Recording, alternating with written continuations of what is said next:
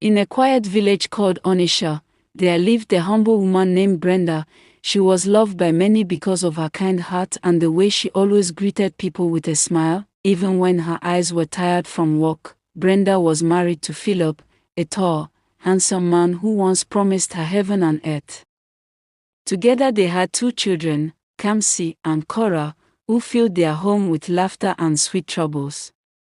But the peace in their home began to break, not because of money or sickness, but because of a side chick. Her name was Cynthia. Cynthia was beautiful. The type of beauty that made men forget their wives, and women feel uneasy in their skin. She was not from Onisha, she came from the city, Lagos, where she said she was tired of fake life and wanted to start fresh. But fresh was not what she brought. She brought something else, something darker. At first, Cynthia came like a friend. She rented a room near Brenda's house. She would greet Brenda every morning with "Auntie, good morning, Ma," and bring sweet things for the children. Brenda, with her open heart, welcomed her like a sister. She even invited Cynthia to church, but it wasn't long before whispers began in the wind. "Have you seen how Philip looks at her? That girl has no shame. She wants to eat where someone else is cooking. She is too free with married men." Brenda brushed it aside. "God forbid. My husband.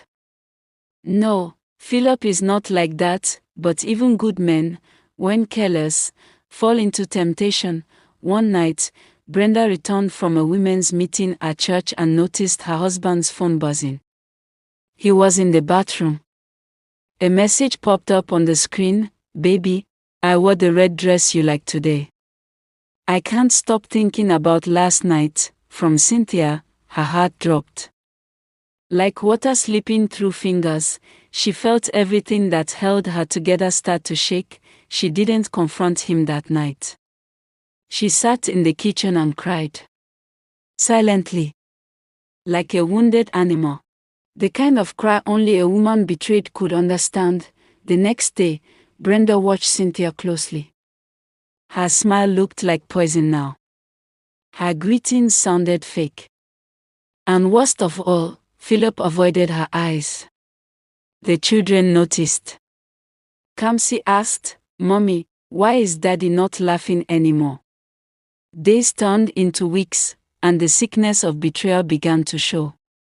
Brenda grew thinner. She prayed more. She cried more. But she said nothing. Until the day she saw it with her eyes. She had gone to the stream to fetch water early, around 5 a.m. It was still dark, the morning fog covering the footpath. As she walked past the mango tree near Cynthia's house, she heard a whisper. A giggle. Then she saw them, Cynthia. In Philip's arms, outside her room, both half-dressed. Something inside Brenda broke that day, but she didn't shout. She didn't fight. She simply turned back and went home. That evening, Cynthia came to her house like nothing happened. She brought Brenda a bowl of soup. Brenda collected it, smiled, and said, "Thank you." But that night, Brenda packed her things. She left Philip a note: "When a man forgets his vows, the home becomes a battlefield. I choose peace. May God judge between me and you." She took her children and went to her mother's house in the next village. Her heart was broken, but her spirit was not, and as for Cynthia, her story didn't end well. Not at all. One night, as Cynthia was returning from a party, she began to scream on the road. People said she was shouting, "Leave me alone." I didn't mean to. They said she tore her clothes and ran into the bush. They searched for her for days. When they finally found her, she was sitting by the river, rocking back and forth, covered in mud, eyes wide, talking to herself. Nobody knew what happened. Some said Brenda's prayers brought judgment. Others said it was karma. But one old woman said something that made everyone silent. When you break another woman's home with wickedness, the spirits of that home will visit you at night. The night Cynthia ran into the bush, screaming and fighting invisible hands, the whole village gathered to watch. She shouted things no one understood. "Don't take my eyes, Brenda. Tell them to stop. I'm sorry. I didn't know he was your husband. I thought you didn't love him anymore." People whispered among themselves. Some blamed evil spirits, others said it was punishment. But an old woman, the village herbalist, just shook her head and said, "It's not madness. It's consequence." The villagers carried Cynthia to the church. Pastor prayed. He poured oil on her head and shouted, "Loose her, spirit of destruction." But Cynthia only laughed. "You want to save me? Where was your God when I destroyed a home?" Her voice was no longer hers. It sounded deeper, and older, like something ancient was speaking through her. Cynthia was chained, for her own safety. Her beauty faded quickly. Her eyes sank. Her skin became pale and cracked. The same woman who used to walk proudly in red dresses was now crawling in the dust, crying like a baby, but Brenda never came to see her. Not once. Back in the village of Abosi, Brenda stayed with her mother, who was a strong woman. A widow for 20 years, Mama Brenda knew what pain looked like. But she also knew how to heal. Every morning, she made Brenda and the children kneel and pray. "Bitterness is a seed," she told her daughter Brenda. "If you water it, it will grow into a tree that blocks the sun." Brenda didn't respond. She only cried silently. Her children missed their father. Kamsi would ask, "Mommy, is Daddy coming to see us?" And Brenda would force a smile and say, "One day, maybe." But one night, after putting the children to sleep, she broke down. "Mama," she sobbed. "Why me? I loved him. I served him. Why did he do this to me?" Mama Brenda held her close. "Because people change, Brenda. But you must not change into something you're not. Let your pain teach you, not turn you into a bitter woman." From that day, Brenda started writing in a small journal Mama gave her. She poured her pain into words.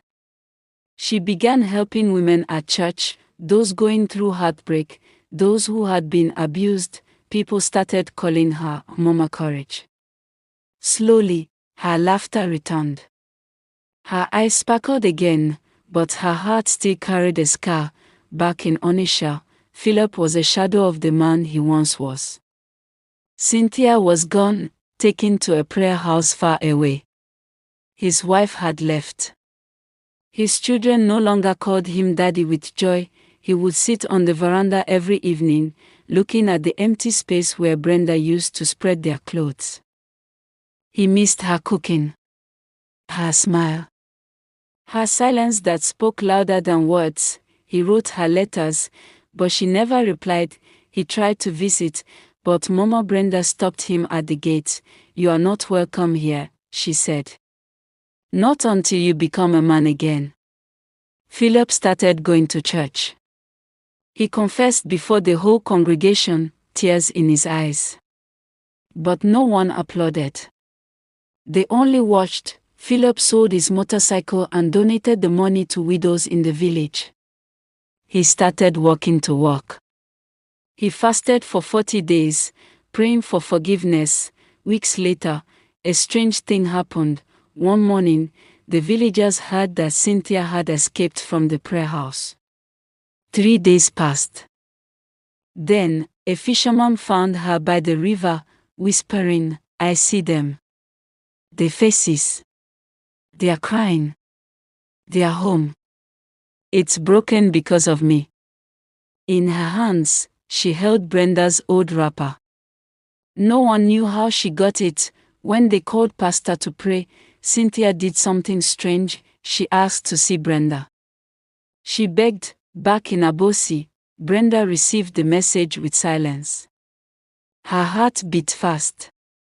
Should she go? Mama Brenda touched her hand and said, sometimes, healing comes not just by walking away, but by facing the thing that hurt you. The journey from Abosi to Onitsha wasn't long.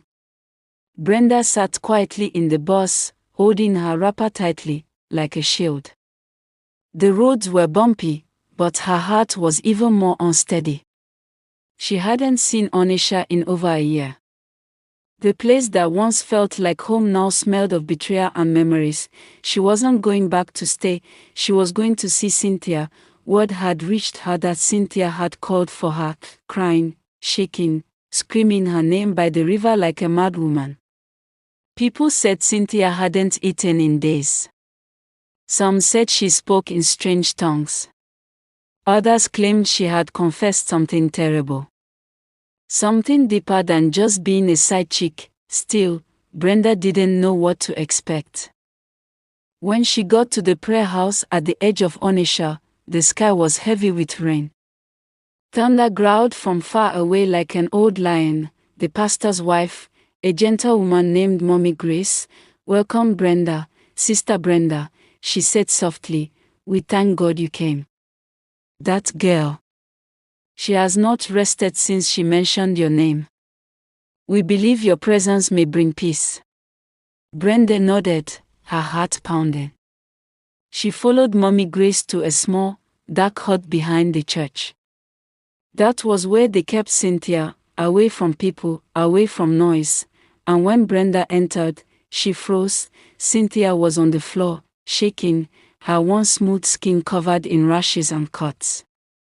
Her hair was rough, her eyes red from weeping. She looked like a woman who had seen hell, but the moment she saw Brenda, something shifted. Cynthia screamed, she's here. Oh God, she came. She came. She crawled on her knees toward Brenny and held her feet, crying so hard her body trembled. Brenda stood still. No anger. No words. Just silence. I'm sorry, Cynthia sobbed. I didn't come to destroy your life. I didn't know the cost would be this heavy. Chinyo looked down at her, finally speaking. Why did you do it, Cynthia? What did I ever do to you? Cynthia paused. Then she looked up slowly, her lips shaking, because I hated women like you. Brenda's heart skipped. I hated happy wives, Cynthia continued, voice shaking. I hated women who had good men. Because I never had love. My mother had 5 men, all of them beat her. My father abandoned us. I grew up watching men use and dump her like trash. I promised myself that I'd never be like her. I told myself, I would take love by force, even if it means stealing it from another woman. Tears dropped from Brenda's eyes, silent, bitter tears. So when I saw Philip, Cynthia went on, I told myself he was mine. I told myself you were just lucky, not special. I poisoned your soup with my words. I made him believe you didn't satisfy him anymore. That you were too busy for him. That you were boring. She covered her face. I destroyed your home with lies. And I enjoyed it. Brenda knelt beside her. You did all this. Because of pain. Cynthia nodded. I thought hurting you would heal me. But instead, it destroyed me. Brenda closed her eyes. Memories came flooding, the nights she cried alone, the shame she carried, the questions her children asked. She could slap Cynthia. She could curse her, but she remembered her mother's words, bitterness is a seed. If you water it, it will grow into a tree that blocks the sun. Brenda looked Cynthia in the eye. You broke me, she said. You almost destroyed my children's joy. You made me question my worth as a woman. But today, I choose not to let your darkness live in me. Cynthia gasped, What? What do you mean? Brenda reached out and touched her shoulder. I forgive you. Cynthia broke. She wailed like a baby. The room shook with her sobs, and for the first time in years, Brenda felt a peace inside her chest, not because everything was perfect, but because she had taken back her power. As Brenda stood to leave, Cynthia spoke again, her voice low, There's one more thing. Brenda turned back. Philip didn't tell you everything. He lied to you and to me. Brenda frowned. What are you saying? Cynthia swallowed hard. He told me you had already left him. That you had another man. He showed me fake messages from another woman's phone. He said he was tired of pretending, and he only married you out of pressure from his parents. Brenda's breath caught. No, Cynthia whispered, I didn't take him from you. He gave himself away. The room fell silent. Rain started falling outside. Brenda felt cold, so Philip had planted the lie. And Cynthia was only the weapon.